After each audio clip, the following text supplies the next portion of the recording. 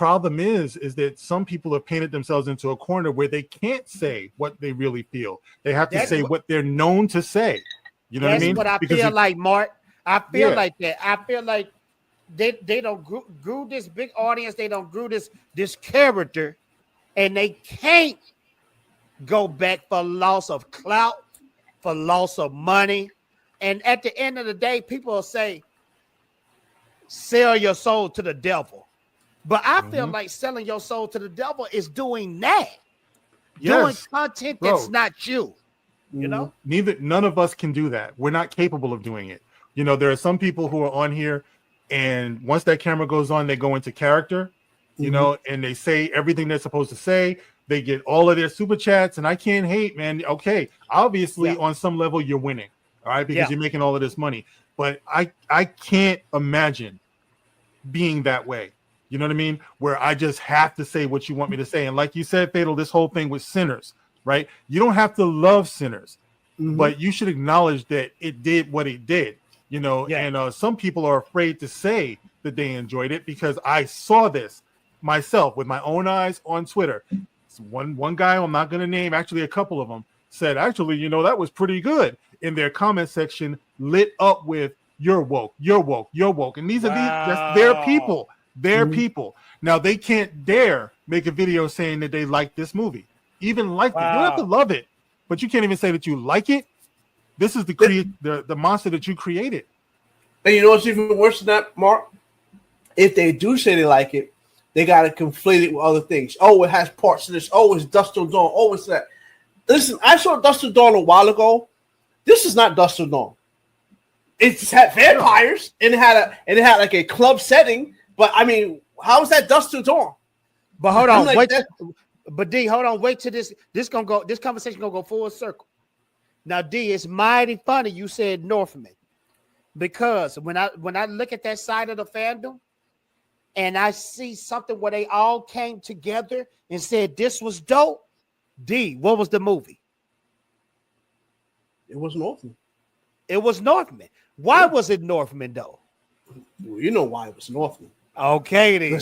We know why it was Northman. Okay, and I'll tell you like this here: the Northman, while it had an interesting concept, I wasn't really all that keen on it. It was all right, but you know why?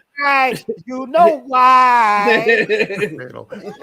Yo, we got Paulie in the house. What up, Paulie? Paulie, what up, man? That's a dangerous man right there. One scene that took me out. Other than that, it was brilliant. It was a scene that took me out too.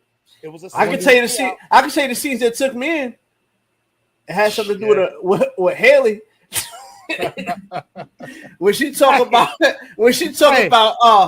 you said you love me back, and I'm like, oh, word? I'm like, really? Say it again. Say it again. Say it again. Say it again. Okay. This is my me facing my wife. This is the movie. So when she said that line, bro, let's just say she just got finished saying that line. I said, oh.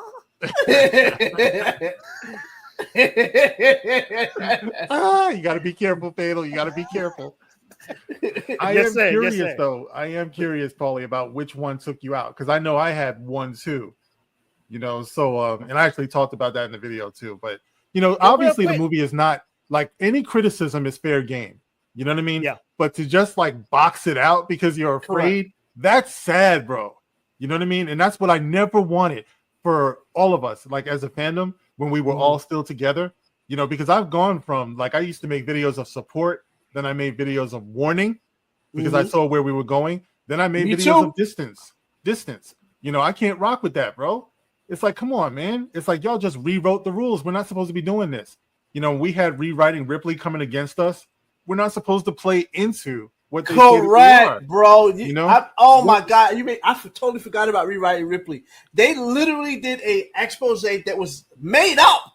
They put our brother Drunk in there too. Like, I'm like, yeah, man. I'm like, bro, you talk about made up. Like that was like when I seen that, I was like, man, you don't hate the mainstream enough. When you see stuff like that, that was literally a mainstream psyop right there. And I'm like, and then people just played into it. They played into it. And the crazy thing about this, and I don't want to harp on this because I've said it probably thousands of times at this point. But to me, if I see these YouTubers out there and they lean into the Istanphobia because it's funny because it's jokes, and I'm like, clearly, and I'm not saying that you have to, but it's 2025. You gonna tell me you have no interactions with somebody that's black or brown in your life that will make you think like me personally? I don't talk about people like that because A, I think it's stupid because I think we're all one race. That's how I feel about it. Well, B, I got family members that I love and care about that may not be the same shade as me, but I still love them as if they are the same shade as me. And I don't understand why the punchline got to be because it's black. That to me is and it doesn't help that YouTube perpetuates the nonsense. They keep showing these idiots doing idiot stuff and they put it on blast and you just keep the monkeys, this, that, bananas, swing off trees. That's the one thing I hate about Twitter is that, but I'm not going to go on a tangent with that. But there it is. No, you're preaching, bro. And I mean, this is the reason why I brought it up earlier. That as far as how many viewers we have and everything, because I always knew from the very beginning that all of our voices here are important. But when you talk about how race has been weaponized in this conversation the last 10, 15 years or whatever, yes, Dark Council is extremely important, right? It's like diverse voices are important, and they made diversity a bad word. Correct. You know what I mean? But we made it a strength in our fandom because that's where we were. Like you said, D, that's the way we were. The fandom, yes, the nerds, the geeks, we always came together over these things. We always came together over Star Wars. When we talked about Star Wars back in the day, nobody said anything about, yeah, but I didn't see me. Correct. Nobody ever said, never. You understand? No. So it's like when you have the dude, Diego Luna, talking about, it was just a pleasure for me because, I never saw me when I was watching Star Wars. Bro, you were a Star Wars fan. They fed him that because they all say that. You know what I mean? If you're a fan of all of this, then you got caught up in the excitement, the adventure, the storytelling, the imagination. Nobody was checking boxes until this started. And then they started it. Then go figure, we started it over on this side. And that's where I have to object. Because what I just say, we're literally doing the one drop rule now. Like if a girl has slightly curly hair and slightly darker skin, oh my God!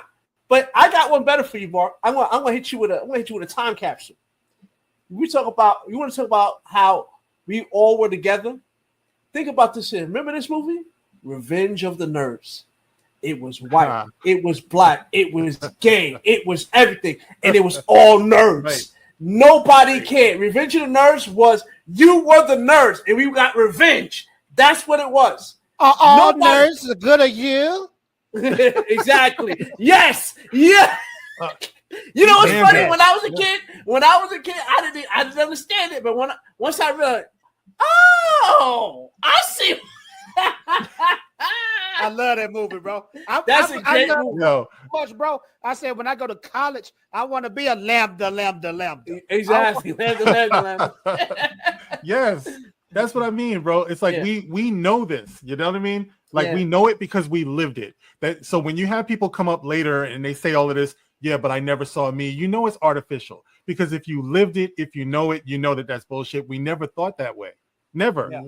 Now, Amanda, I want to shout you out because you're talking about Star Wars has aliens. Why do we need to see ourselves in it? 100%. Yes, because it's like I said, the Thing was my favorite character, and like I related to him. I don't have blue eyes. I don't have rocky skin, but what I had was dark skin. And when I was growing up, for some reason, for a little bit, I felt kind of inhuman. You know what I mean? Like just keeping it 100 with y'all. Okay. The way it was back then, everything was about, you got to be light skinned. You got to be this, you got to be that, so I was big, I was tall, and everyone was afraid of me because I was big and tall. You hear drunks sometimes talking about when we were in New York, we rolled into Dunkin' Donuts and everybody cleared out. I remember that. I was right behind y'all. I'm like, that was the funniest scene ever, bro. They come in like, yo, where's the line at? Everybody like, But see- You and Junk, two big giant dudes walk up in there. Yeah, where the line at? And then everybody's scared. But that's my life. That's my life. So when I was reading those old comics and I saw the Thing walking through New York and people were like, "Oh my God," it's like that's how I felt, you know. So even though I didn't look like the Thing didn't look like me. I related to the character, you know. I related to the character of Han Solo. I sure did, you know. And that's how we grew up. So there was never any. Oh, it was. I would have enjoyed it, but I didn't see anyone who looked like me. Bullshit. Nobody was talking like that back then. Nobody. Bro. I'm glad you said that because I was the reverse of you. I was a short little kid that was sick. I had 7 surgeries by the time I was 9. I was a very sick kid. And I love Peter Parker. You know why I love Peter Parker? I said this 1,000 times. It wasn't because he was white. It wasn't because he was, anything else. It was because he was a nerd. He was a bookworm. That's all I could do because my mom didn't let me play sports. I was sick. All I could do was read books, right? So for me, that was what I connected to. That's why I have such a hang up when it comes to the Miles Morales thing, because Peter Parker is my Spider-Man, period. I don't need a Miles Morales. And to me, I always say, if you need a Miles Morales, you were never a Spider-Man. Black Spider-Man. Unbelievable. Oh, you playing it? Now listen.